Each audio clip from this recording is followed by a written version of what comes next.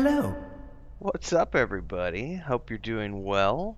I'm Renfell, and welcome back to another EverQuest 2 game guide. And today we're going to be talking about the leveling process and a variety of the ways that you can focus on to level up your character. Because, surprise, surprise, there is more than just one way, especially when you're looking at an older game like EverQuest 2, because they've come up with a variety of different paths for people to choose from as they progress through the game. You could choose different zones, different activities, so on and so forth. And while in the beginning it used to be a lot more restrictive in terms of there's only one path forward, in 2023 there's a lot of different ways that you can level up your character, and I kind of want to walk you through those. This guide, again, is more for the beginner player or the players who are new to the game or maybe haven't played in a very long time and they're coming back to the game in 2023. Veteran players probably already know this stuff, and you may have more information that I didn't include in this video. So if you are a veteran player and you've got more information on ways to level that I haven't included in this guide, feel free to drop those in the comments below, because everybody's got great opinions on how to play this classic MMORPG. So without further ado, let's get into the game guide. Don't forget to like, subscribe, and hit the bell icon. Check out all the playlists here on YouTube. Support if you can. And of course, don't forget to check out the Discord channel down below. Okay, since this actually popped up during the beginning of my intro here, I am running on free to play. And this is one of the things to think about if your primary reasoning for playing this game is to level up as quickly as possible. You'll definitely want to have a subscription to All Access, because you do get Rest XP, you get points per month which you can spend on XP pots and so on and so forth. This is definitely one of those caveats that you can think about if your objective is to level as quickly as possible. Now, if you don't care about leveling as quickly as possible and your objective is the journey, not the destination, get rid of that window, don't pay attention to it, and open up your quest journal. Now, no matter where you've chosen to quest for the beginning stages of the game, whether it's the starter island or one of the starting cities, and it doesn't matter if we're talking good side or bad side, at some point around the time you're getting into your teens, because all of the intro areas are going to get you to level 20, they will get you a mount, and then they will prepare to drop you into the real world. The thing you pay attention to are these breadcrumb quests, like this one, which is telling us to go to the Butcher Block Mountains. In this case, we have a quest called Trusted Referral, which says so and so doesn't have any more work for you, but his cousin in Butcher Block Mountains might. He wants us to go talk to her at the docks. Now, being a breadcrumb quest, this is going to lead us to a new zone where we're going to have a whole bunch of quests that are going to take us through the world, through that zone, and we'll be able to complete all of those and earn 10, 15, 20 levels, whatever the level range is for a given zone. And that is what the first stage of leveling in EverQuest 2 is all about. If you've never played this game and you're on free to play and you just want to level up your character and explore the world and have fun doing storylines, all you got to do is pick a level appropriate zone. In many cases, you're going to be given a breadcrumb quest like this one. It's going to tell you to go somewhere, and you're going to go there, and you're just going to do the quests. It's that simple. If you are a solo player like I am here, all you need is your mercenary, which we can pull up right now.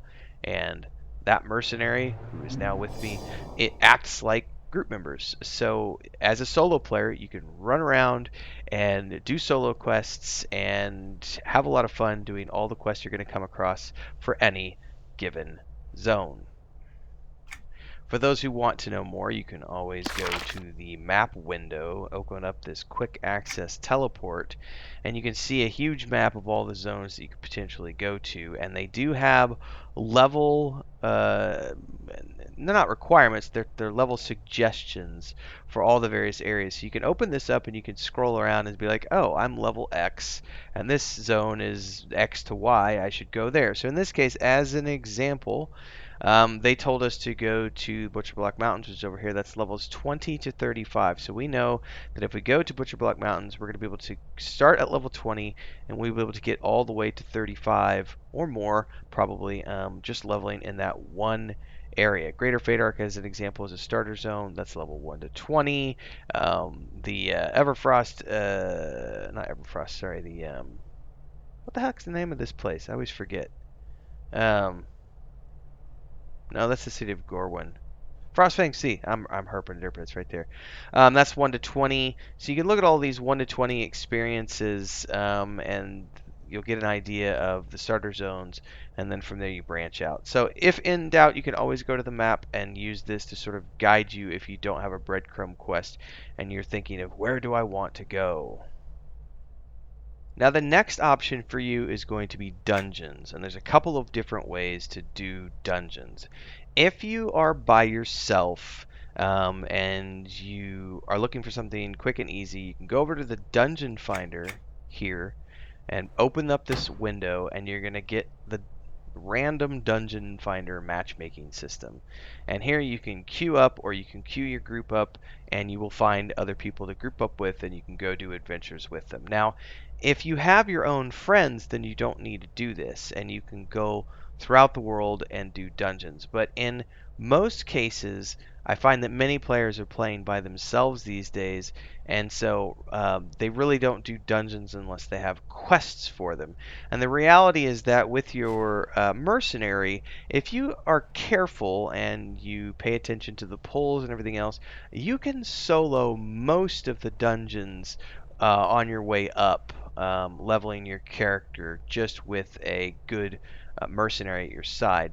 Especially if you've got two people, you and a friend, and you've both got mercenaries, or you're two boxing and you've got two characters and you've got two different mercenaries, you will be fine. You can clear all the dungeons without any issue whatsoever. But dungeons, these are the random dungeons that you can find, but there's also all the dungeons you can find in the world simply by exploring. So if I open up the map as an example, going into the Butcher Block, we can click on the Butcher Block Mountains as an example since we have a breadcrumb quest to go there.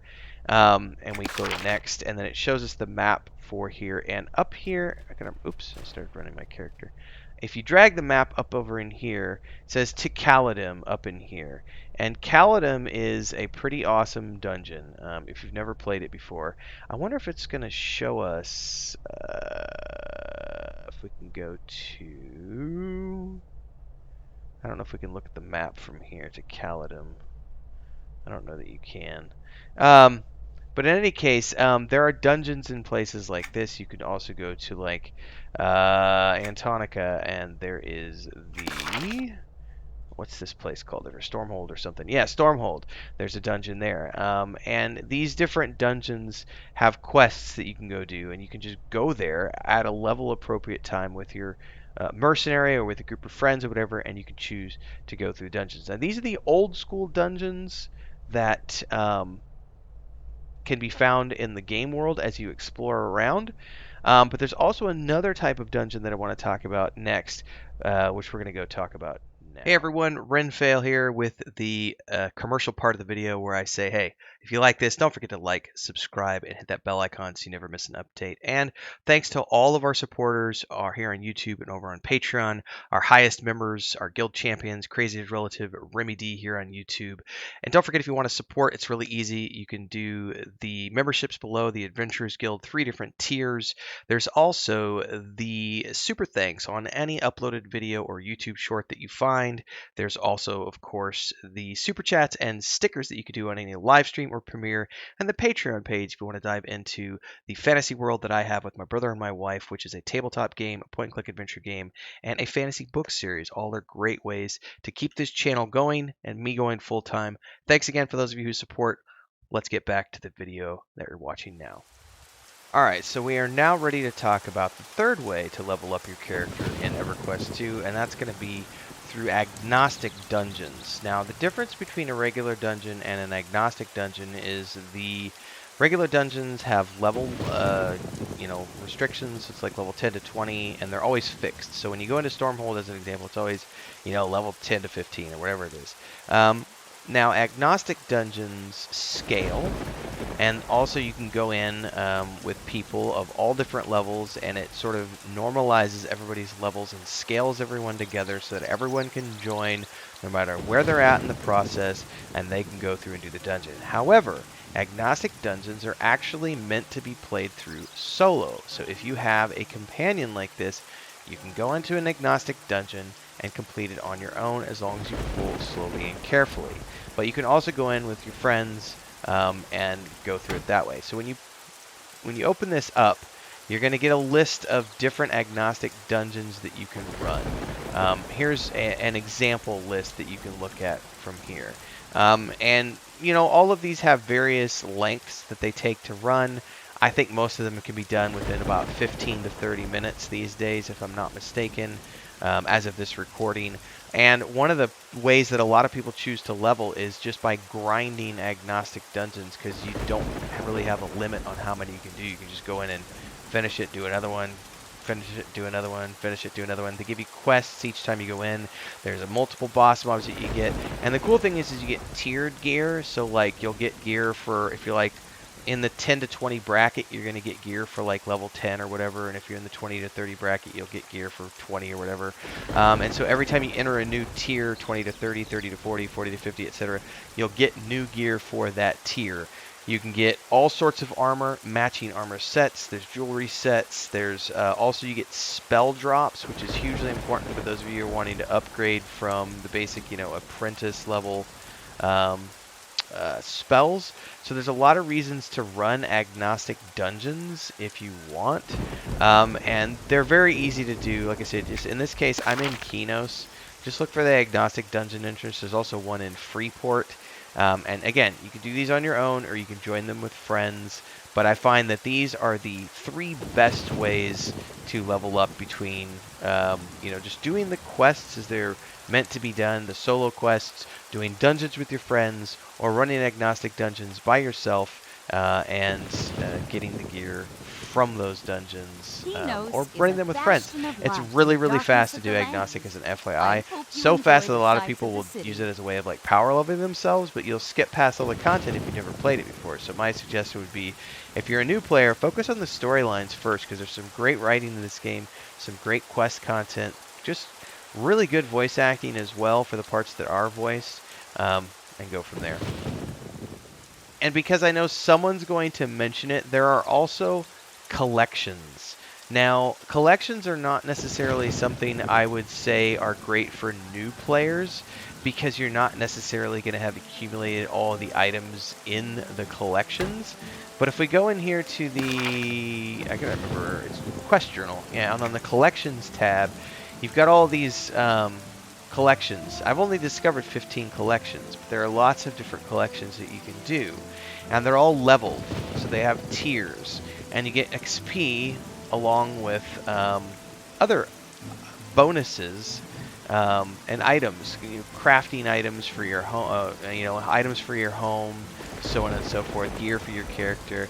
And what a lot of people will do is they'll go out there and they'll, you know, go buy a bunch of stuff from the broker to do a collection and turn that in. And some people will do it, you know, buy a whole bunch of stuff for hundreds of, you know, or thousands of plat, and then, you know, boom, they're level 100 without even having to do anything. But I would recommend that you don't worry about collections so much until you've played the game a little bit. But that's obviously another way to level your character. But the primary ways are like the 3 I talked about. So hopefully you enjoy.